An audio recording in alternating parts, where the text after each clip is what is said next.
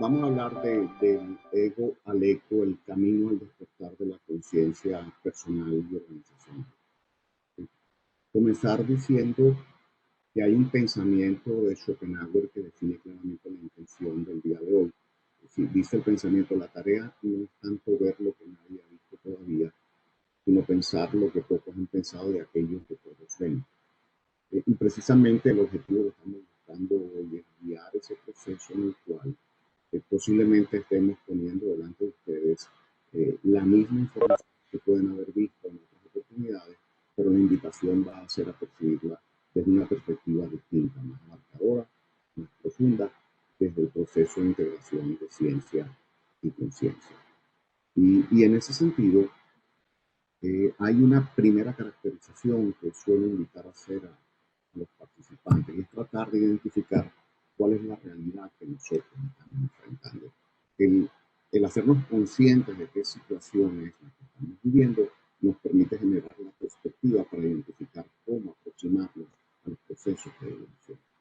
Y reconociendo que en la vida hay mucha tonalidad de gris y no todo es blanco y negro, luego me disculpen el que vaya a colocarme en la tesitura de decir introducción. Voy con la primera.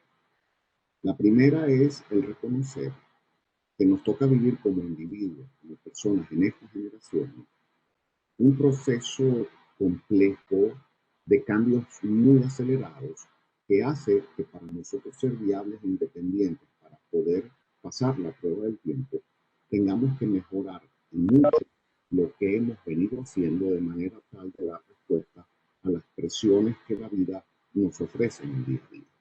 Una situación que vivimos como individuos en la cual tenemos que ya no solo seguir haciendo lo que venimos haciendo, sino que hacerlo de una manera mucho más rápida, mucho más eficiente para dar respuesta a esa situación. Ese es el escenario 1 en el cual nosotros nos entendemos como los protagonistas de una época de cambio y en este caso de transición. Quiero ahora invitarlos a otra opción. Quiero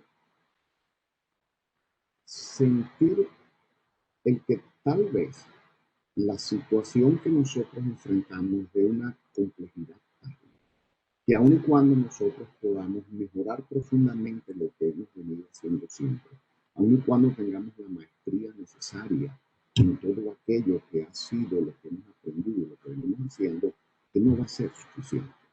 Que la situación que enfrentamos es de tal complejidad y naturaleza que a no ser que nosotros cambiemos los paradigmas, que a no ser que incorporemos cosas que no veníamos haciendo y dejemos de hacer cosas que hemos venido haciendo, no vamos a pasar la prueba del tiempo y no vamos a estar en capacidad de dar respuesta a las presiones que el mundo exterior.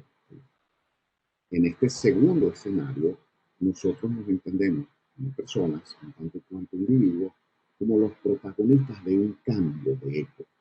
El ser una generación que tiene el privilegio de estar enfrentando posiblemente una realidad peor.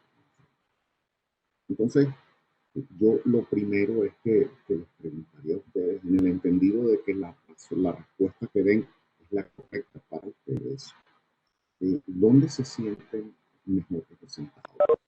¿En una época de cambio, en donde tengo que mejorar lo que vengo haciendo, o en un cambio de época, en donde efectivamente tengo un cuestionamiento profundo a lo que vengo haciendo? Cada uno de ustedes tendrá su respuesta. Yo les comparto lo que ha sido la experiencia vivida en estos procesos.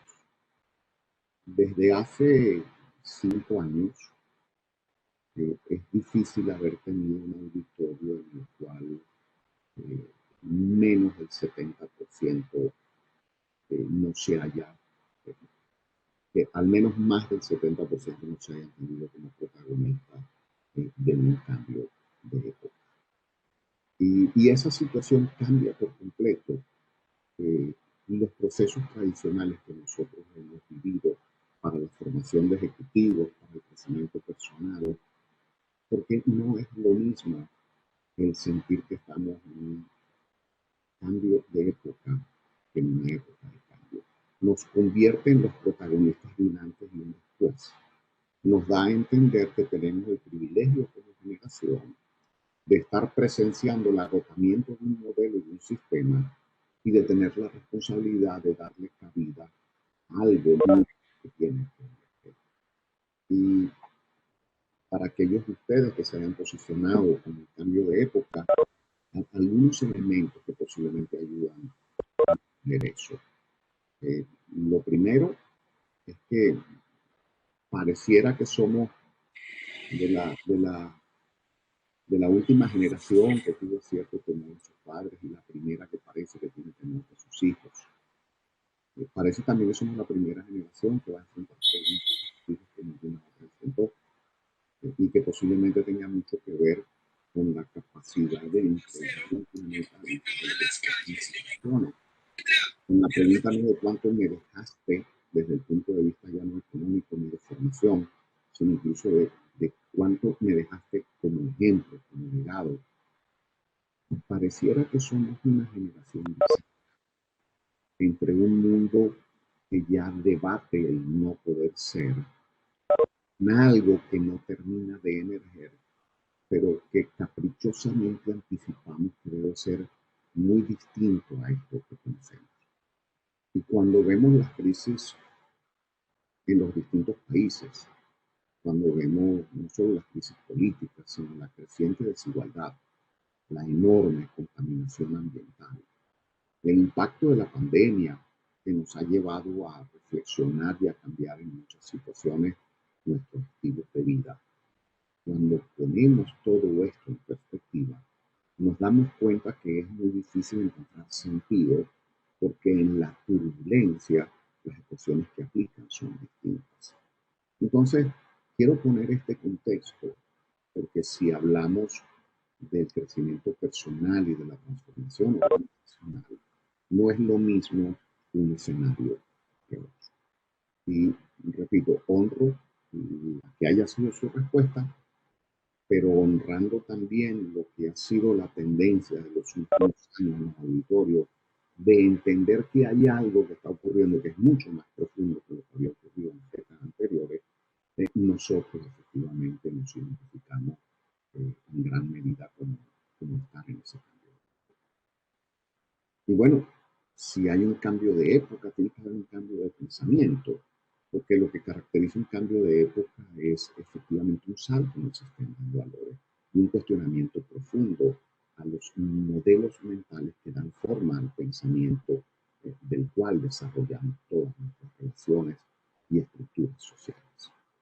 Y partiendo entonces de esa premisa, cuando nosotros nos visualizamos como en el cambio de época, nos preguntamos, ¿y quiénes son los pensadores que están dando eso?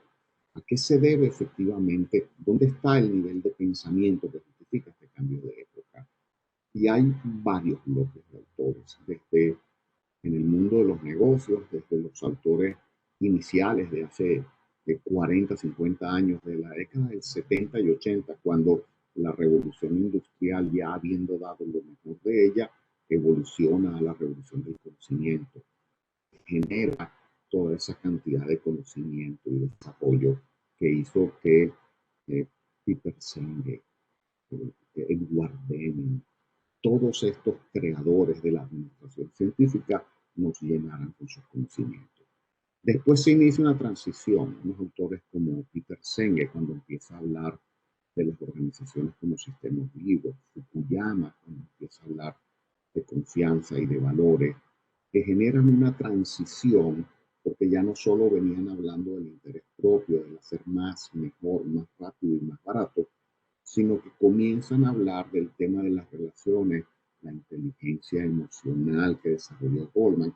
Comienza el mundo de los negocios a darle la bienvenida a un discurso que ya no solo privilegia los procesos y los resultados, sino que comienza a invitar a que emerja en el mundo corporativo el tema de las relaciones, de las emociones, del compromiso, de la pasión, de los valores compartidos. Pero eso sigue siendo una transición porque estos autores le dan la bienvenida a un modelo de relaciones más abarcador, pero sigue aplicando el modelo de la administración científica de alcanzar resultados y objetivos. A esa exposición se le suma entonces una serie de autores distintos, una serie de autores que comienzan a hablar del ser, del despertar del ser, de la transformación del ser, de la conciencia, y vienen de múltiples cambios, vienen de la biología y la genética, como Bruce Lipton, con su libro La biología de las creencias, y cómo la intención define los pensamientos definen el lenguaje y las emociones, y ese lenguaje y emociones se manifiestan en el plano físico. Comienza la física cuántica a mostrar su impacto a través de la integración de un nuevo mundo, el ínfimo y el muy grande, dando cabida entonces a la teoría de relatividad. Comienzan los médicos a entender, como Joe Dispenza, la posibilidad que nosotros tenemos como individuos de transformar nuestros propios medios. Y define esto una nueva era, una era de la conciencia en la cual, pues, pareciera que hay un desacoplamiento con respecto al anterior, por el hecho de que no estamos hablando de la ciencia, sino de la conciencia. Pero eso se queda en el mundo del desarrollo personal y no se ha traído al mundo de la organización. Lo que buscamos entonces al hablar de conciencia y organizaciones es, ¿qué pasaría si traemos los avances del despertar y desarrollo del ser, persona física, al mundo de las personas jurídicas, para en función de eso comenzar a entender los procesos de evolución de la conciencia? No me están escuchando bien, aparentemente. Hay un poco de volumen bajo en la conferencia, Adolfo. No sé si puedes de pronto coordinarlo el volumen de tu equipo. Se escucha un poco bajo. Hay una interferencia, no sé si haya un sonido en tu espacio. Bueno, decía entonces que estos autores dibujan una nueva era y que posiblemente el trabajo más importante sea el de conectar los avances científicos con el despertar del ser. Y en el mundo organizacional, el énfasis ha estado en el hacer y en el saber, mucho más que en el ser. El trabajo de evolución de la conciencia, el trabajo del despertar corporativo, el trabajo más reciente del tema del desarrollo biológico, lo que busca es integrar estos dos mundos, el tradicional, el conocido, el vigente con fuerza en la academia, en el mundo de los negocios, con el emergente, propio de un cambio de época, en el cual ahora estamos dándole la bienvenida a la expresión del ser como el elemento que aglutina todo modelo de relaciones y por tanto todo modelo de gestión. Quiero hacer una pausa para ver si pudieron recibir el material y se puede presentar, o si todavía no lo tienen, Mayra. No se ha podido Parece que hay un problema en Google. Veo que entró el correo y no lo puedo descargar y me está poniendo que está resolviendo Google el problema. De pronto me lo podría reenviar, Adolfo, al correo que le coloqué en el chat, por favor, que me pierdo.uao.edu.com.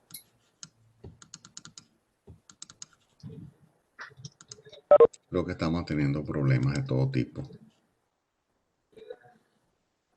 Sí, porque incluso se oye ruido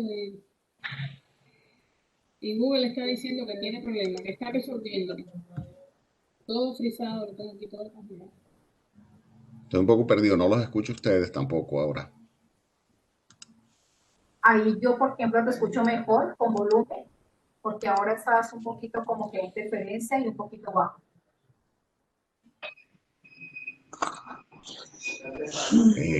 Caramba, la verdad que es muy lamentable el no poder disponer tampoco del material de apoyo y la presentación, y de no tener el feedback y no poder escucharlos de regreso. Y estoy dándome cuenta también que se escucha mal. Ahí te escuchamos mejor. Ahí ya mejoró, qué pena. Caramba, no sé, yo Doctora, con mucho ya gusto, mejor. María del Pilar y Mayra, Bueno, ahora están escuchando bien. Ahora sí, perfecto. Bueno, yo dejo a criterio de ustedes. Yo con mucho gusto puedo continuar. Sin duda alguna hay material para compartir. Lo único sí lamentaría profundamente el hecho de que no se puedan acompañar con las láminas y las presentaciones que están ahí, sobre todo para hablar de los 7 niveles de conciencia. Pero bueno, yo dejaría a criterio de ustedes si quieren reprogramar o si quieren que continúe aún sin las láminas, en cuyo caso pues yo no tengo problema, pero lo dejo a criterio de ustedes. Si me permite, Si me escriben, si me Simón escuchas. Fresques, que siga. Bueno, muy bien. Sí, yo puedo compartirte. El mundo de las organizaciones ha tenido el énfasis en el hacer más, mejor, más rápido y más barato. Disculpe, El énfasis ha estado en los procesos científicos de administración para dar respuesta a las presiones competitivas. Y por presiones competitivas hablamos de presiones de mercados y de accionistas. Y en ese proceso, las empresas han tenido un extraordinario resultado. Las organizaciones son las que han creado absolutamente todos los bienes y servicios que son los que aportan la calidad de vida que disfrutan la mayoría de las sociedades. Sin embargo, pareciera que de manera reciente comienza a emerger un nuevo bloque de presiones sobre el mundo de las organizaciones, las presiones sociales como resultado de los crecientes desigualdades, donde cada vez pareciera que nos asemejamos más a una sociedad binaria, donde cada vez hay más gente que tiene menos y menos gente que tiene más. Donde, por otro lado, suben también las presiones ambientales. Basta con descubrir que en esta época del año pasado, cuando la pandemia nos encerró en los hogares, pues parecía que todo el planeta florecía. Entonces, a este emergente grupo de presiones sociales y ambientales, la respuesta que da el mundo corporativo es la creación de fundaciones, la llamada responsabilidad social. Y la responsabilidad social, bienvenida, magnífica, pero es insuficiente.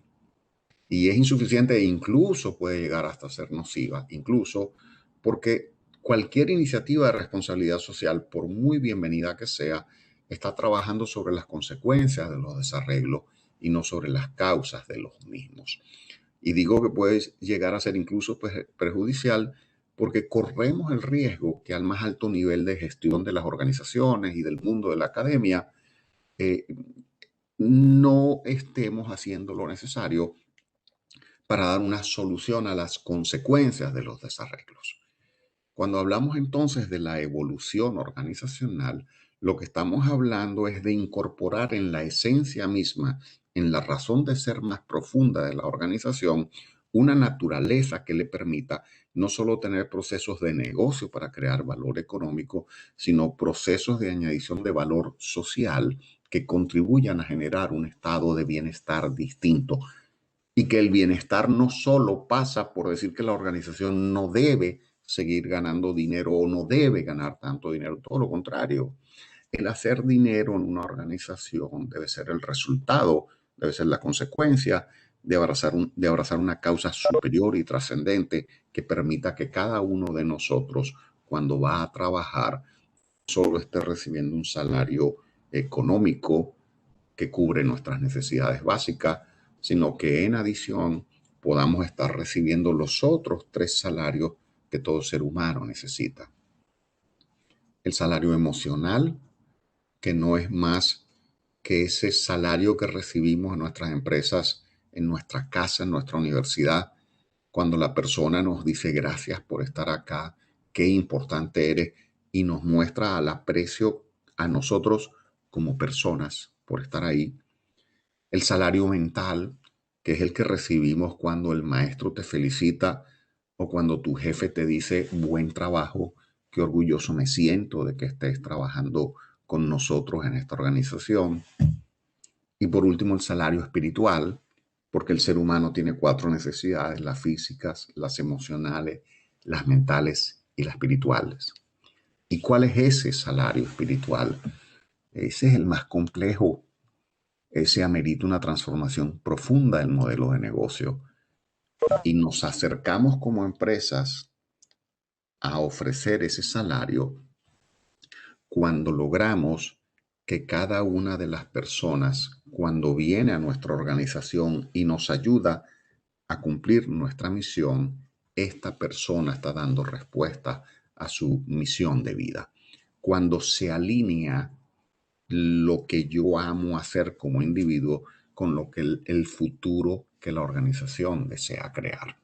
Entonces, en estos procesos, tenemos que evolucionar en el modelo de negocio de solo dar respuesta a las presiones de mercados y accionistas para dar respuesta a las presiones sociales y ambientales a fin de generar un modelo de negocio expandido, que no solo calcule las horas hombre por proceso para alcanzar resultados financieros, sino que incluya también las horas corazón para tener una mejor sociedad a través de procesos de negocio en el cual todos nos sumamos y unimos no por la competencia profesional, sino por la necesidad intrínseca de aportar y dejar lo mejor de nosotros a la sociedad. Las preguntas las veo después. ¿Y cómo hacer esto? ¿De dónde sale? ¿Cómo nos apoyamos? ¿Dónde está el mapa para dicha evolución? Bueno, desde mi experiencia, Richard Barrett es el creador del modelo de los 7 niveles de conciencia personal, organizacional y estilos de liderazgo, que se presenta como un mapa para acercarnos a la comprensión de la evolución de las entidades. Y por entidades digo personas físicas, tú y yo, personas jurídicas, la universidad, las empresas, incluso las naciones. Persona jurídica es todo conjunto de sistema humano que además tiene normas, procesos, políticas y sistemas que conforman su estructura y que le permiten operar. Richard Barrett parte de la jerarquía de necesidades de Maslow, la necesidad que todos tenemos de sobrevivir, tener lo suficiente para vivir, comida, techo, seguridad, salud. El nivel 1. El nivel 2, la necesidad de todos como entes sociales de sentirnos queridos y aceptados, que somos algo más que nosotros solos como individuos, que somos parte de una familia, de una sociedad y que somos aceptados y queridos. Nivel 2. La necesidad también que todos nosotros tenemos de añadir valor, de ser reconocidos, de sentir que lo que hacemos tiene valor para el mundo. Necesidades de nivel 3. El ser reconocido y no solo querido. Entonces Maslow define la jerarquía de necesidades que Richard lleva a niveles de conciencia inferiores y que la maestría en cada uno de ellos nos hace viables e independientes. Cuando tenemos el dinero suficiente para vivir, cuando somos parte de una familia y nos sentimos queridos y cuando somos reconocidos por lo que hacemos, estamos dando respuesta a nuestras necesidades básicas inherentes. Pero resulta que después Maslow no detalla y Richard incorpora un modelo de niveles de conciencia en el cual ahora expande y trae de la filosofía védica lo que significan unos niveles de conciencia que es el reflejo ya no de dar respuesta a las presiones del mundo exterior en cada uno de nosotros, sino de los llamados de nuestro mundo interior. Y es así entonces como el nivel 5, el 4 con intención lo dejo para después. En el nivel 5 se garantiza una plena congruencia del ser. Lo que pienso y siento es exactamente igual a lo que digo y hago. Estoy sin máscaras. Garantizo el que realmente soy quien camina por ahí. ¿Y cómo logramos nosotros el poder movernos de las necesidades propias a los niveles superiores? Pues lo logramos en tanto y cuanto nos desprendemos de todo condicionamiento, de todo temor, de todo elemento que limite nuestra libre expresión. Ejemplo, si yo tengo miedo de que si pierdo mi trabajo no puedo mantener a mi familia, pues tengo el temor de sobrevivir. Si resulta que ahora tengo el temor de no ser querido, yo puede que esté haciendo o diciendo cosas que no siento para ganar el afecto de alguien. Si siento la necesidad de ser reconocido y no encuentro dentro de mí yo mismo el valor en mí, pues posiblemente muestre arrogancia, posiblemente esté tratando de demostrar lo que no valgo. Cuando tenemos algún tipo de temor en nuestros sistemas de creencia, lo que ocurre es una desalineación. Lo que pienso y siento no es igual a lo que digo y hago porque estoy dando respuesta a una presión del mundo exterior. El nivel 4 es precisamente ese momento en nuestra vida individual en el cual comenzamos nuestro proceso de desprendernos de los condicionamientos. Muchas personas tienen el dinero suficiente, extraordinarias relaciones, mucho reconocimiento, pero sienten que les falta algo en la vida. Bueno, en ese momento, ese tipo de persona comienza el proceso de búsqueda, ya no de qué tomo del mundo para mi bienestar, sino para qué estoy acá. Esa es una venida para el despertar de la conciencia. La segunda es cuando alguno de nosotros tiene crisis en uno o en varios de esos niveles. Cuando de manera imprevista llegamos a nuestro lugar de trabajo y nos dicen que ya no hay trabajo para nosotros, o cuando tienes una relación de pareja o con los hijos y repentinamente se rompe. Cuando ocurre una crisis de tal naturaleza que pareciera que te quitan la alfombra y tú en ese momento entonces te haces preguntas que antes posiblemente no te habías hecho. Ese es tu nivel 4, ese es el cuestionamiento, esa es la transición de dar respuesta a las presiones del mundo exterior versus el dejar fluir el llamado de nuestra alma, de nuestro mundo interior, para que nuestro verdadero ser aflore y se exprese con plenitud, que es el nivel 5 que había mencionado de integridad. ¿Y qué ocurre después de que cada uno de nosotros tiene esa vida íntegra y plena? Bueno, pues simplemente el vaso rebosa. Y al rebosar, nosotros llenamos de lo mejor de nosotros a todos los que tenemos cerca. Nos convertimos en agentes de transformación, porque esa credibilidad actúa como un imán, esa seguridad interior, ese control de la situación, ese no me afecta lo que haga, ocurra y pase en el mundo exterior, porque mi mundo interior es más fuerte que el mundo exterior, obra como un imán para que la gente se sienta atraída por lo que tú representas, por la tranquilidad que tú transmites, por la confianza que despliegas, por el ejemplo que das al vivir una vida totalmente en balance.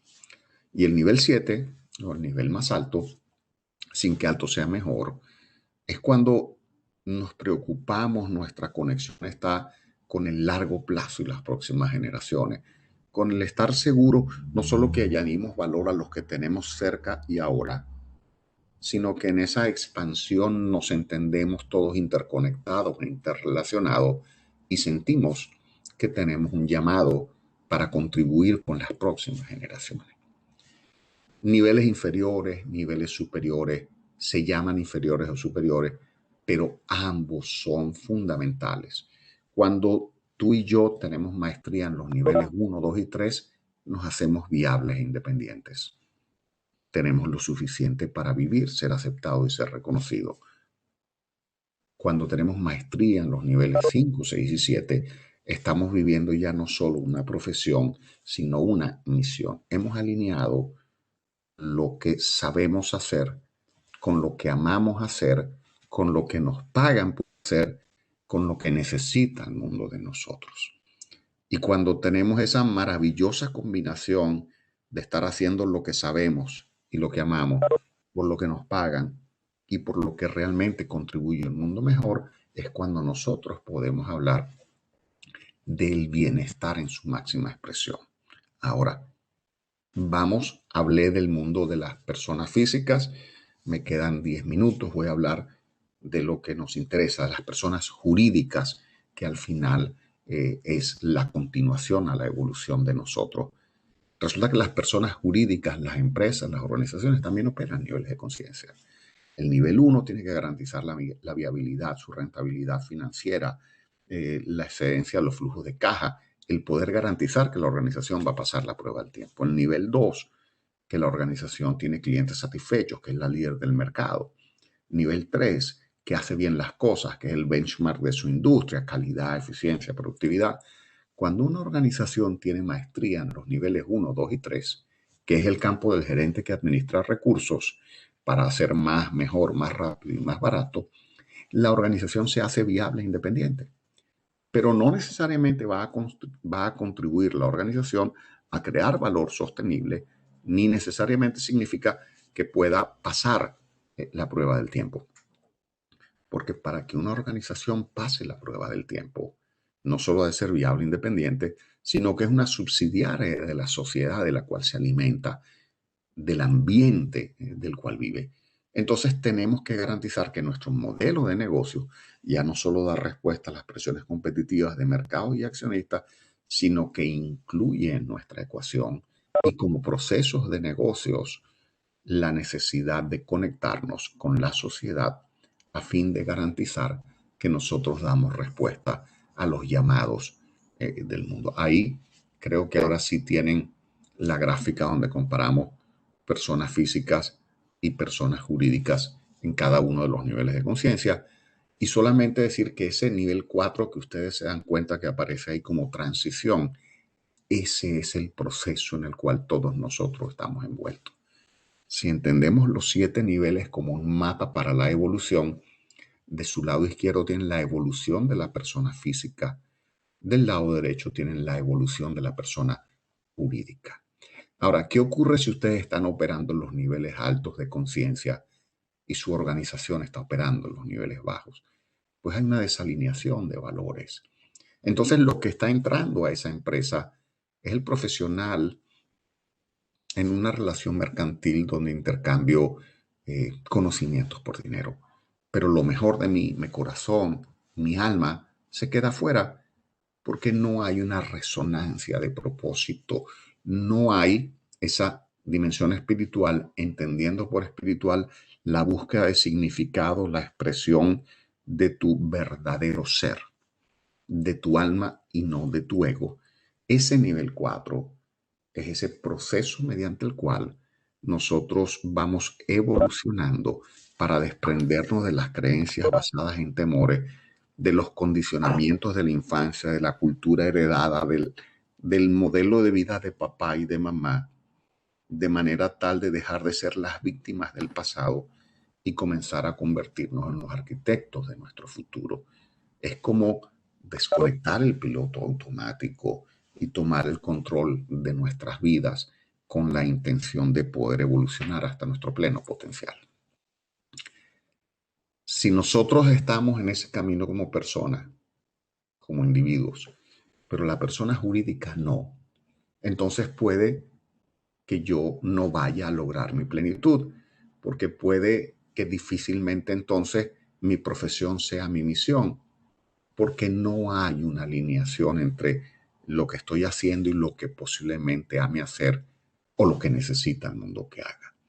Entonces, cuando hablamos de la expansión de la conciencia, de la transformación o de la integración de cultura y de estrategia, lo que estamos hablando es precisamente de entender este mapa de niveles de conciencia como el camino para la evolución de las entidades, de nosotros y de las organizaciones, a fin de hacernos no solo viables e independientes, sino trascendentes. Dejar de ver objetos de nuestro interés y comenzar a darle la bienvenida a ver sujetos de nuestra atención. Y esa es la diferencia entre el gerente y el líder. Y necesitamos a ambas dos funciones en uno solo. El gerente administra recursos de manera eficiente y eficaz a fin de alcanzar las metas y objetivos en un ambiente de orden y control. El gerente da respuesta a los niveles de conciencia 1, 2 y 3 de las organizaciones. El gerente trabaja para que su empresa sea la mejor en el mundo. Por el contrario, el líder no da respuesta a las presiones de mercados y accionistas, sino de sociedad y naturaleza. El líder trabaja desde la plena congruencia de su ser y no a través de lo que sabe, sino de lo que es, a fin de que la organización sea la mejor para el mundo. Necesitamos los dos en uno solo. El proceso al cual quiero invitar es al reconocer que ese liderazgo así concebido no lo accesamos desde el estudio, desde la formación. Por el contrario, no es un proceso de adquirir conocimiento, es un proceso de desprendernos de experiencias que nos limitan, de esas creencias basadas en temores. El gerente se forma profesionalmente y una organización sin gerentes profesionales no pasa la prueba del tiempo, pero ese gerente ha de devenir en líder a través de su proceso de transformación a fin de que expanda el modelo de gestión y no sean las iniciativas de responsabilidad social un adendo, sino que existan procesos de negocio que den respuesta a todo el bloque de presiones con la intención de generar no solo riqueza económica, sino valor social de manera sostenible. Es la integración de ciencia y conciencia. No es poner la ciencia al servicio del poder. No es el amor al poder lo que nos tiene que guiar, sino eventualmente el poder del amor, el que va a contribuir a que la profesión y la misión se puedan unir para contribuir a generar un mundo mejor para todos. Bueno, muchísimas gracias. Creo que estoy en los 50 minutos y lamento muchísimo de verdad el no haber podido guiarlos y llevarlos a través de la presentación. Y bueno, hago votos porque al menos esto haya podido servir de algo dentro de los objetivos que nosotros teníamos. María del Pilar, Mayra, muchísimas gracias y bueno, quedo abierto a lo que puedan ser los comentarios. Los pueden escribir dado de que yo no tengo el feedback de audio, disculpen. Sí. Sí. ¿Me escuchas? Adolfo, ¿escuchas ahora? Parece que no escucha, Adolfo. Sí, parece que tiene dificultades de audio para que llegue el retorno. Y lo que nos pide es que, por favor, coloquemos preguntas si las hay en el chat. Aquí yo tengo una primera.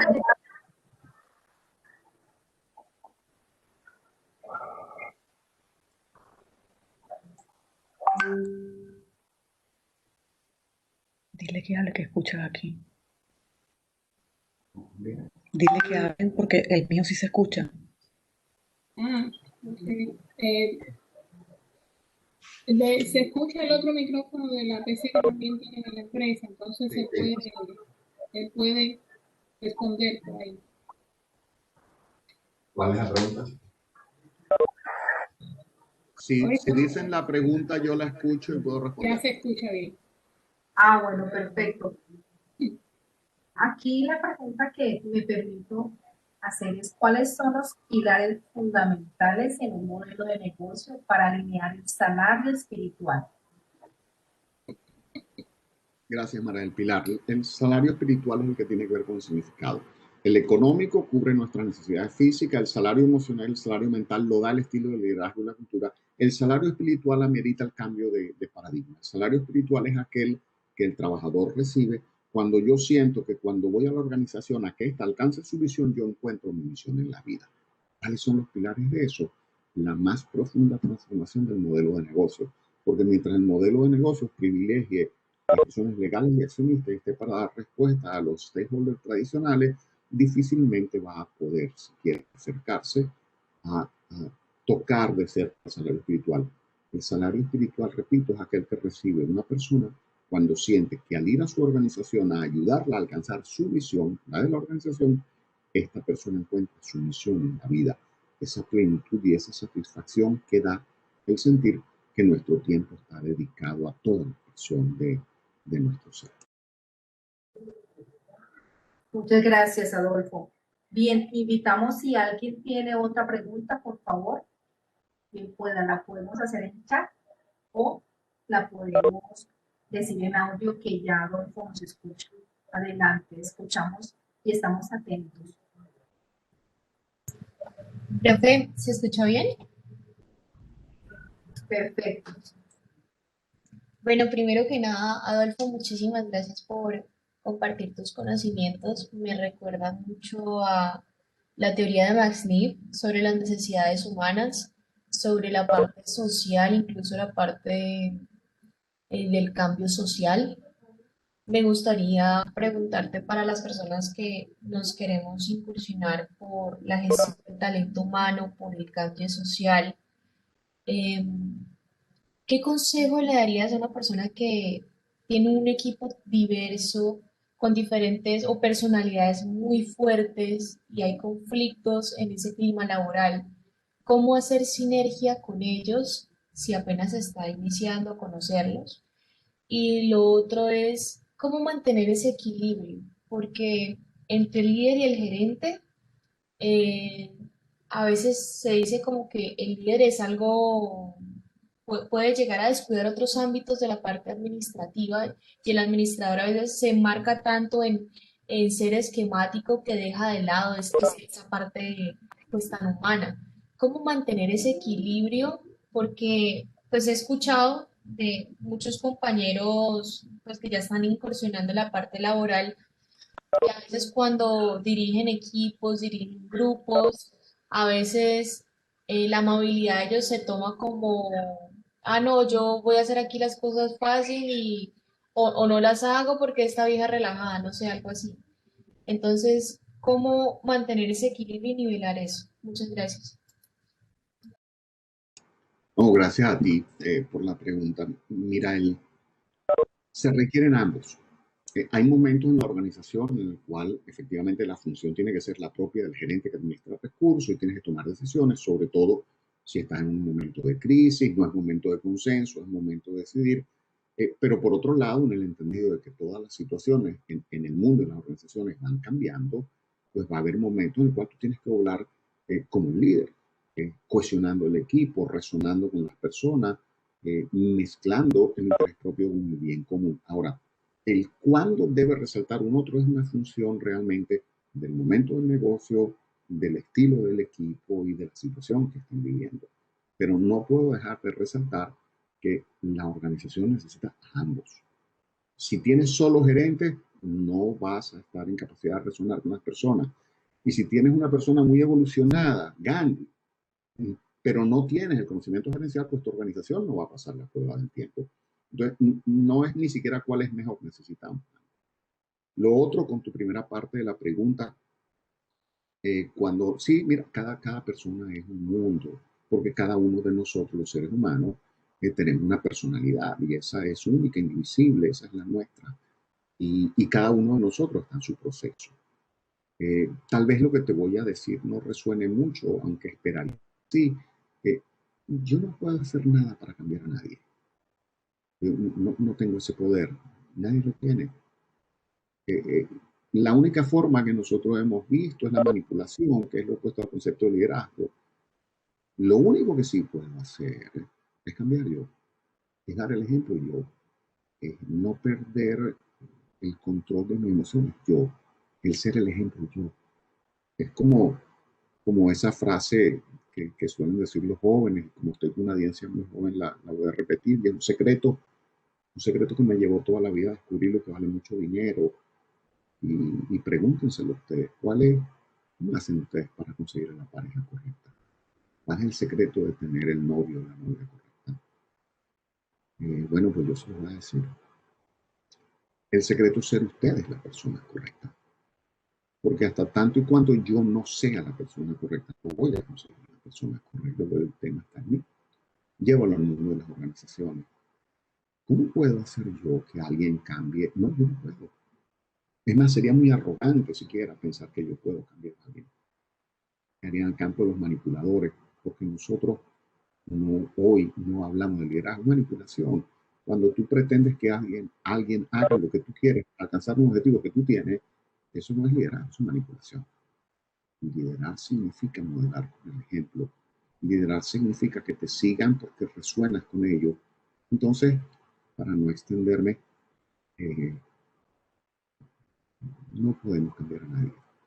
Ya bastante trabajo es cambiar nosotros, porque al final no se trata ni siquiera de dejar un mundo mejor para nuestros hijos, eso es hasta arrogante, dejar mejores hijos para el mundo. Entonces a la gente que va a trabajar en el tema de gestión humana en las organizaciones, Aquellos de ustedes que realmente tengan esa bonita pasión por las relaciones, por las personas, les diría que el mejor trabajo, el primero, el más importante, es ser ustedes, el llegar a ser todo lo que pueden ser. Adolfo, gracias. Nos aparece otra pregunta aquí donde dice, ¿qué dinámicas mentales se utilizan o recomiendan para lograr una integralidad empresarial? Gracias. Aquietar la mente. La dinámica de más valor para todos nosotros es no agolpar esos pensamientos, no permitir que ese general que llamamos mente realmente tome por completo y en todo momento el control de nuestra vida, es poder ponernos como observadores de nosotros. La mejor dinámica mental es aquietar la mente y poder actuar de manera eh, libre de toda agenda, de manera desapasionada. El poder dar la bienvenida a cualquier evento como si fuera neutro, porque al final lo que ocurre en nuestra vida siempre es neutro. Le damos el significado que tiene para nosotros en función de nuestro sistema de creencias. Voy a poner un ejemplo. En nuestra cultura, Colombia, República Dominicana, Venezuela, otros países latinos, cuando tenemos un fallecimiento lloramos la muerte. Pero hay otras culturas que cuando tienen un fallecimiento en su familia lo celebran. Entonces, bueno, al final tú estás en lo correcto y ellos también, porque el evento es neutro, la muerte es neutra. Le damos significado que tiene para nuestro sistema de creencias. Unos lo lloran, otros lo celebran. Y así ocurre con todo. Si nosotros lográramos tomar cada realidad, cada situación, cada momento de vida como algo totalmente neutro y nuevo, esa sería la dinámica mental que nos permitiría tomar el control de nuestra vida. Otra pregunta que aparece aquí, Adolfo, de acuerdo con tu experiencia, ¿cuál es la reacción de la gerencia frente a la emocionalidad cultural como diferenciador empresarial? Si por gerencia entendemos el proceso de administración científica, pues hay bienvenida, pero escepticismo. Es difícil cuando hablamos de integrar estrategia y cultura. La estrategia es lo que hacemos y cómo lo hacemos. La cultura es el por qué cómo nos relacionamos y para qué lo hacemos. Pero son dos mundos distintos. No hay forma de yo acercarme a comprender la profundidad del ser desde la estrategia. Y no hay forma desde la cultura de yo acercarme a la estrategia lóbulo derecho, lóbulo izquierdo del cerebro. Lo que tenemos es que sincronizar a ambos, porque la organización necesita la mejor estrategia y necesita una cultura sana y de significado. Entonces, es entender que esos dos mundos son espejos pero complementarios. Son caras de la misma moneda, pero nos acercamos desde lugares totalmente distintos. Y la academia ha privilegiado las funciones de gerencia y posiblemente le está llegando el momento de sumarle los enfoques del despertar del ser, de la conciencia. Y para eso, en gerencia, vemos lo que no funciona, el cuello de botella, porque corrigiendo lo que no funciona aumenta la capacidad del sistema.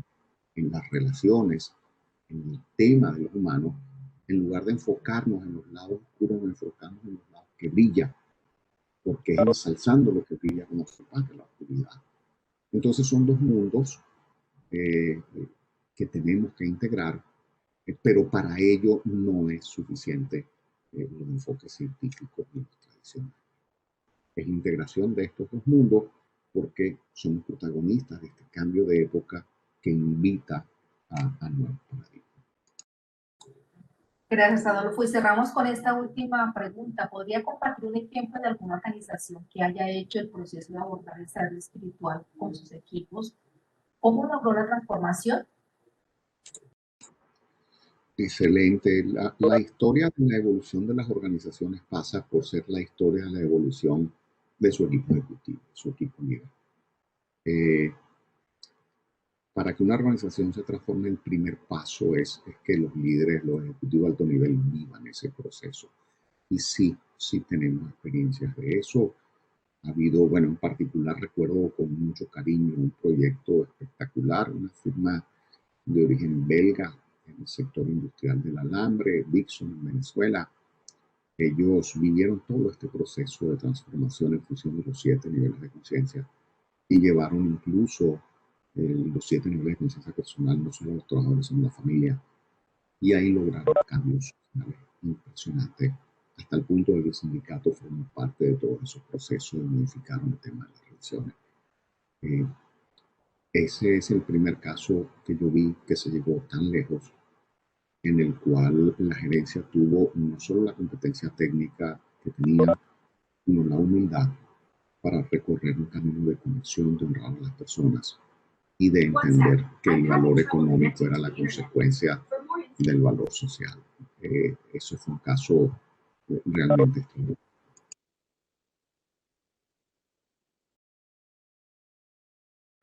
Bueno, Adolfo, pues agradecemos muchísimo haber compartido con nosotros lo que eres, lo que sabes, como bien lo decías ahora, un líder no gestiona las organizaciones desde lo que sabes, sino de lo que es, y creo que con este compartir nos demuestras ahí como esas habilidades de liderazgo frente al tema que hoy abordábamos del eco al eco, un camino para la expansión de conciencia organizacional.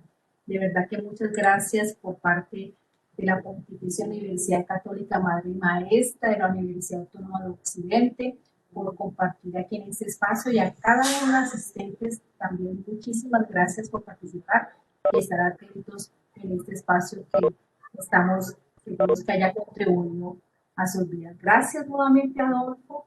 Una feliz tarde. Profesora Mayra, no sé si tú quieras decir algo de nuestra parte. Sí, agradecerle. ¿Me escuchan? He oído tantas situaciones. Sí, profesora. Gracias. Agradecerle infinitamente porque por todas las situaciones que se dieron, incluso de Gmail con problemas, no se pudo compartir, ni pude yo reenviar, entre todo frisado, cosas de las actividades en vivo y del ancho de banda. Y muy agradecida por todas las experiencias compartidas y en nombre también de los estudiantes de la Pucamaima que me han manifestado que han quedado muy impactados con estos temas realmente. Muchísimas gracias por el tiempo. Gracias. Y feliz noche por allá. Muchísimas gracias, Maita. Muchísimas gracias, María del Pilar, y a todos los que gentilmente me regalaron esta oportunidad. Muchísimas gracias y lo mejor para todos.